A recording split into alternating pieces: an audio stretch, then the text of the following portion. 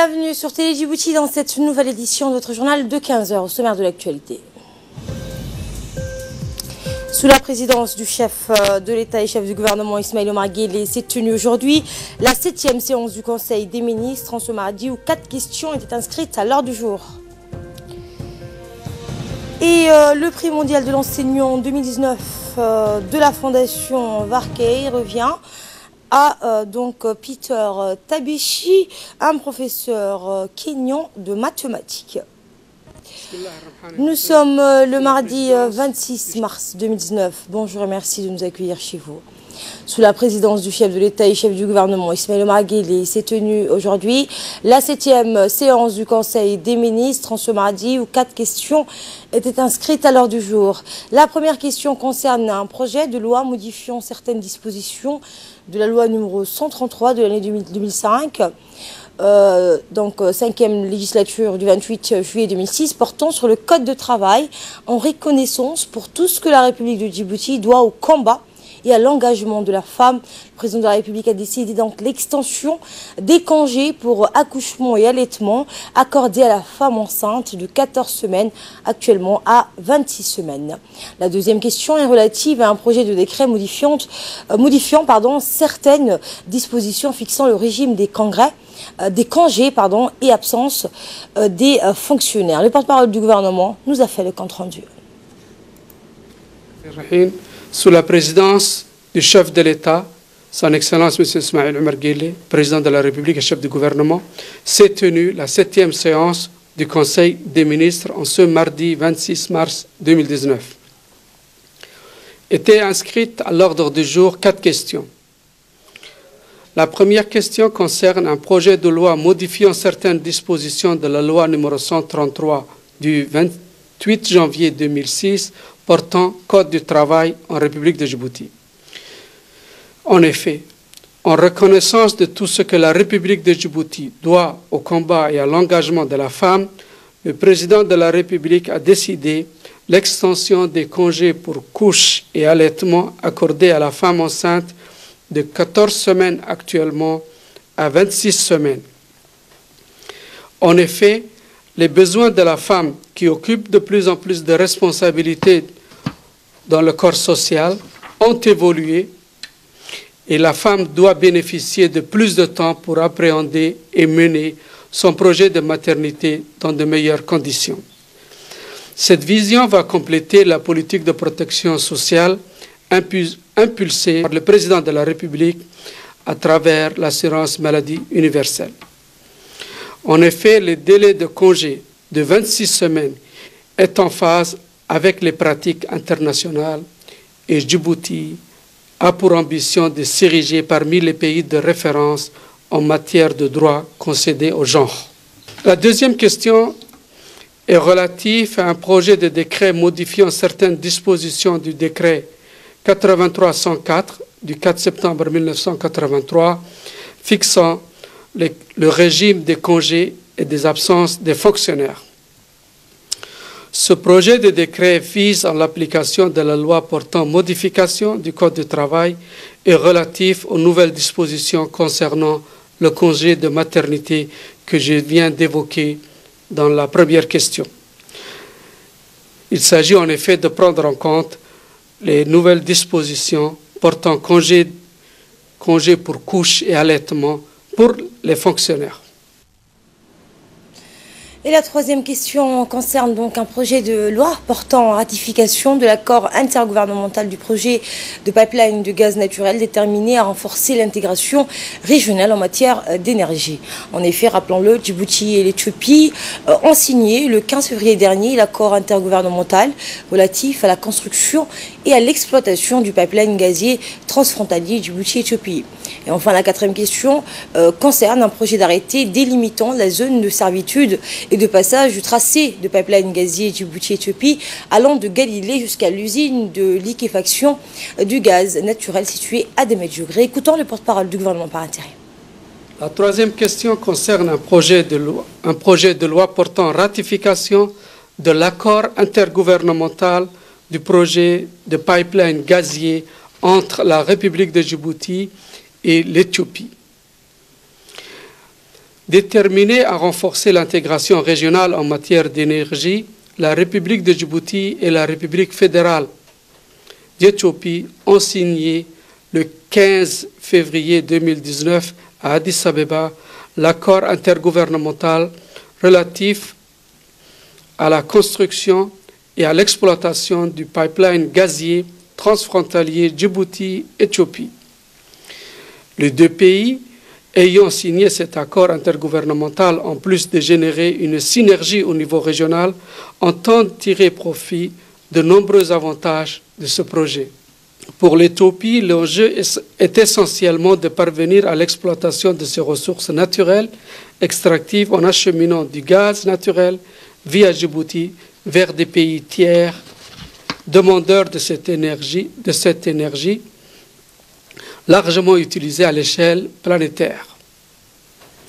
L'accord ainsi conclu entre les deux nations sœurs pose les bases de leur coopération ainsi que les principes devant régir tous les contrats afférents à la construction du gazoduc Djibouti-Éthiopie.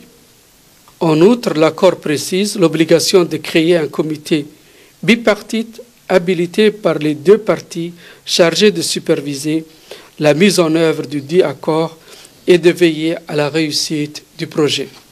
La quatrième question concerne un projet d'arrêté délimitant la zone de servitude et de passage du tracé du pipeline gazier transfrontalier Djibouti-Éthiopie allant de Galilée jusqu'à l'usine de liquéfaction du gaz située à Damerjo. En fin de séance, le ministre de l'Énergie chargé des ressources naturelles a fait un compte-rendu de la tournée qu'il a effectuée à Accra au Ghana et à Lagos au Nigeria. Au cours de cette tournée, le ministre a rencontré son homologue et a visité des dépôts de stockage de produits pétroliers. Le ministre des Affaires étrangères et de la coopération a fait un compte-rendu de la réunion annuelle avec la délégation de l'Union européenne dans le cadre du dialogue politique entre la République de Djibouti et l'Union européenne, le 24 mars 2019. Au cours de cette réunion, le ministre des Affaires étrangères et de la coopération et les représentants de l'Union européenne se sont félicités de l'excellence des relations entre les deux parties et en outre ont passé en revue les projets de développement en cours et à venir dans le cadre du Fonds européen de développement. Et enfin, le ministre du Travail, chargé de la réforme de l'administration, a fait un compte-rendu des activités de contrôle du marché du travail que son équipe a menées du 24 au 25 mars. L'objectif de ces contrôles était de vérifier la conformité des conditions de travail pour les travailleurs étrangers et nationaux avec la législation du travail et la sécurité sociale dans tous les secteurs d'activité. Voilà donc tout ce l'on pouvait dire donc, concernant cette 7e séance du Conseil des ministres. Dans le reste de l'actualité, à l'instar du reste du monde, Djibouti a célébré dimanche la journée mondiale de lutte contre la tuberculose à Kipenski Palace Hotel. Placée sous le haut patronage du ministre de la Santé, Dr Jamal Mouaki, la cérémonie a réuni les représentants des principaux organismes onusiens et partenaires techniques tels que l'OMS, l'OIM, l'UNICEF, la Banque mondiale, l'ONU-SIDA ou encore le PNUD. À noter également la participation de l'ensemble des acteurs communautaires et de professionnels de santé en charge de la lutte contre la tuberculose à Djibouti. Sous le slogan « Mettre fin à la tuberculose, il est temps d'agir », les différentes interventions se sont concentrées sur les avancées et les progrès réalisés donc dans la lutte multiforme contre la tuberculose à Djibouti. Ainsi, les discussions ont aussi permis de cerner perspective d'action à mener pour éradiquer définitivement cette maladie à Djibouti. Soyons ambitieux, mettons fin à la tuberculose, il est temps d'agir. Œuvrer pour une réduction de la mortalité de 75% sur les 5 prochaines années, avec une réduction des nouvelles infections de 50% sur la même période. Assurer que 90% des personnes atteintes de tuberculose seront diagnostiquées à l'aide de diagnostics rapides recommandés par l'OMS et que 90% des personnes atteintes de tuberculose sont en mesure d'accéder au traitement, y compris des schémas les plus récents, meilleurs et plus sûrs pour les personnes atteintes de tuberculose pharmaco-résistante. Cette journée de célébration a été marquée par la distribution d'attestations de mérite à l'endroit de plusieurs médecins traitants, des laborantins et infirmiers en charge donc qui se sont distingués par leur dévouement et leur professionnalisme dans la lutte engagée contre la tuberculose. Le ministre de la Santé a insisté dans son intervention sur l'urgence que requièrent les actions à réaliser pour honorer les engagements pris par les dirigeants mondiaux pour élargir l'accès au traitement. Écoutons le ministre. Cette journée nous offre l'opportunité de sensibiliser notre population et public sur les conséquences sanitaires et socio-économiques de cette maladie et de rappeler les uns aux autres à une vigilance accrue. Elle constitue également pour nous l'occasion de faire un bilan sans concession et des actions de lutte, des moyens supplémentaires à mobiliser pour intensifier les actions visant à mettre fin à l'épidémie de la tuberculose. Le slogan retenu au niveau international cette année, « Il est temps d'agir », insiste sur l'urgence que requièrent les actions à réaliser pour honorer les engagements pris par le dirigeant mondial. Le ministre de l'Énergie chargé des ressources naturelles, Younis Ali Guédi, a reçu le directeur de projet et les affaires techniques du Centre régional des énergies renouvelables et de l'efficacité énergétique, l'ingénieur Majed Kalamoudine Mahmoud et l'équipe de travail qui l'accompagne en présence du secrétaire général du ministère de l'Énergie, Mohamed Kil Waes, et du conseiller technique du ministre, Abbas Aden Ateye. Au cours de cette réunion, les deux parties ont discuté du renforcement de la collaboration entre les deux départements afin de développer les énergies renouvelables et l'efficacité énergétique et de promouvoir les projets d'électrification rurale. Les discussions ont essentiellement porté sur plusieurs axes, dont le plus important, la mise en œuvre des projets pour les développements du programme d'électrification rurale afin d'obtenir des opportunités de financement des diverses institutions de développement international dans le secteur de l'énergie, mais également les opportunités d'investissement afin d'élaborer des plans d'action nationaux pour les énergies renouvelables et l'adoption des importantes politiques de développement dans ce secteur. Le développement de cadres réglementaires pour les secteurs de l'énergie permettant d'attirer, motiver et renforcer la confiance des investisseurs étrangers et le secteur privé à investir dans ce domaine. Les deux parties ont enfin procédé à la signature d'un protocole d'accord pour concrétiser la réalisation des points convenus. Le secrétaire général du ministère chargé du commerce, Ali Daoud Abdou, a reçu une mission de cadrage d'appui à la mise en œuvre de la zone de libre-échange continentale et africaine, composée donc d'un chef de division du bureau économique et d'un consultant international. La délégation s'est donc entretenue avec le secrétaire général du ministère du Commerce ainsi que du directeur du commerce extérieur de l'intégration régionale, Hassan Aden Shehem. La délégation donc a félicité la République de Djibouti pour la ratification de la zone de libre-échange continentale et africaine et tous les progrès enregistrés. La mission donc séjournera à Djibouti du 25 au 27 mars et discutera avec les parties prenantes du secteur privé et du secteur public afin de prendre en compte les défis d'adapter la stratégie nationale sur la zone de libre-échange continentale et africaine. La maire de la ville de Djibouti, Fatouma Awali Ousmane, a présidé ce matin une émission donc consacrée à l'exécution des travaux de nettoyage et d'embellissement de l'avenue Cheikh Ahmed, plus connue l'avenue 13. Cette réunion a regroupé plusieurs commerçants de cette avenue. La maire de la ville de Djibouti a donc indiqué aux commerçants de s'approprier et de s'impliquer massivement dans ces actions communautaires d'où la propriété est l'affaire de tous.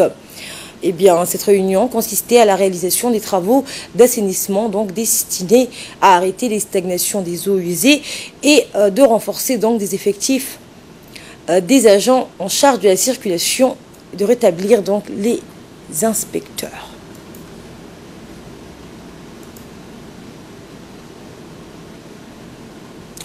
Tout à fait autre chose, et toujours en marge de la rencontre du dialogue politique avec le gouvernement djiboutien, la délégation de l'Union européenne, conduite par Adam Kulash, l'ambassadeur de l'Union européenne à Djibouti, a visité l'usine de dessalement donc à Dorali.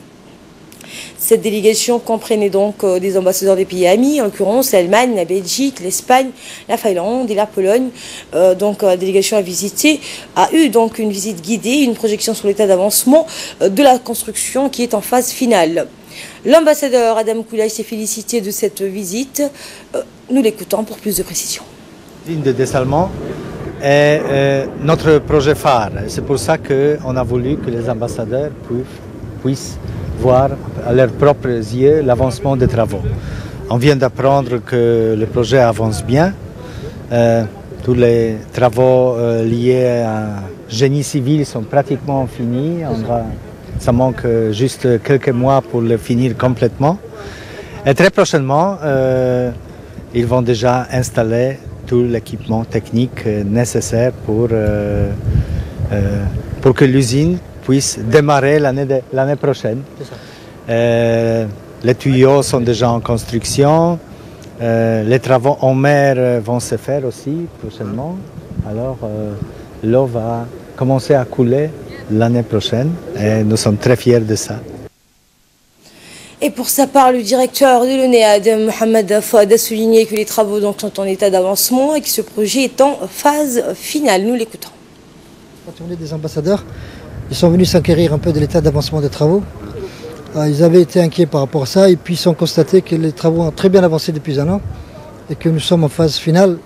L'ensemble du génie civil est presque terminé, comme il a dit. On attend juste l'ensemble du procédé qui arrive d'Espagne pour être monté et puis démarrer les tests de l'usine.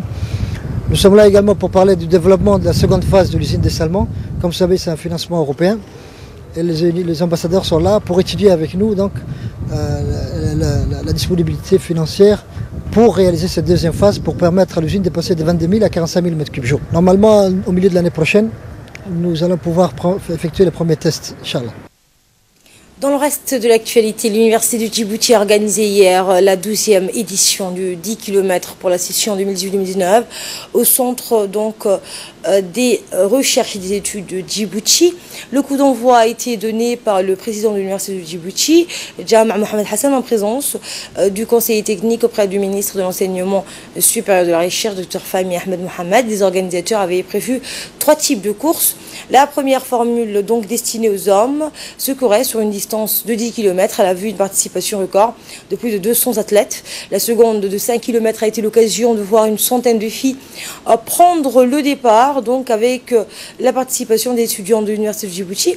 Et la troisième qui a été donc l'événement marquant de la journée qui a rassemblé plusieurs dizaines d'handicapés du pays pour les 1,5 km, donc 1,5.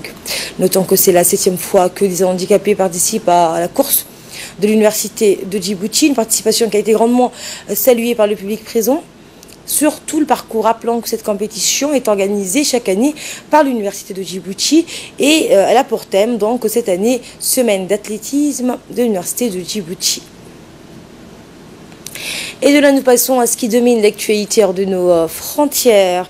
L'armée israélienne a déclenché hier en fin d'après-midi des frappes dans la bande de Gaza. En représailles donc au tir d'une roquette qui a fait 7 blessés au nord de Tel Aviv dans la nuit, dans une période hautement volatile. Des hélicoptères donc israéliens ont lancé au moins 3 frappes dans l'ouest de la bande de Gaza contre un site de la branche armée du mouvement islamiste Hamas. Cette opération survient alors que le Premier ministre israélien arrivait à la Maison-Blanche. Depuis mars 2018, au moins 258 Gazaouis donc ont été tués par des tirs israéliens, la grande majorité lors des manifestations souvent accompagnées de violences le long de la frontière, d'autres dans des frappes israéliennes. Xi Jinping et Macron défendent le multilatéralisme. La journée marathon du président chinois Xi Jinping à Paris a commencé donc par un temps de recueillement sur la tombe du soldat inconnu lundi matin sous l'arc donc de triomphe. Emmanuel Macron s'est ensuite entretenu avec son homologue chinois sur de nombreux enjeux internationaux et bilatéraux. Une série d'accords commerciaux ont été signés entre les deux hommes, comme une méga commande de 300 Airbus ou un accord portant sur la construction d'un champ d'éoliennes en mer par EDF et un partenaire chinois. Des avancées dans le secteur agroalimentaire sont aussi à noter, comme la levée prochaine de l'embargo sur les volailles donc imposé par Pékin depuis la grippe aviaire de 2015. Autre thème abordé, le respect des droits fondamentaux en Chine. Emmanuel Macron a pointé les inquiétudes européennes sur le respect des droits fondamentaux en Chine et a précisé donc avoir évoqué avec son homologue plusieurs cas individuels. Emmanuel Macron donc a enfin plaidé pour un partenariat euro-chinois fort. En réponse, le président chinois a souligné son soutien et assuré de sa collaboration avec l'Europe.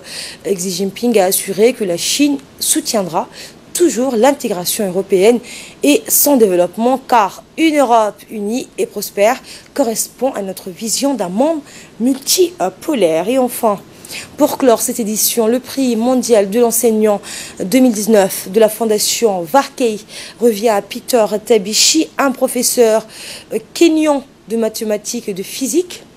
Une grande première pour un enseignant africain.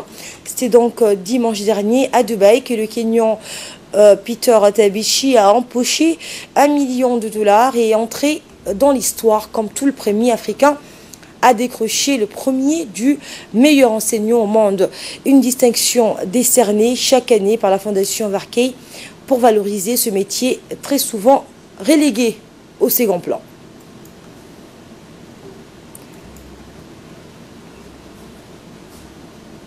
Voilà donc pour l'essentiel de l'actualité de ce mardi 26 mars. Merci à vous de l'avoir suivi. Bon après-midi à toutes et à tous.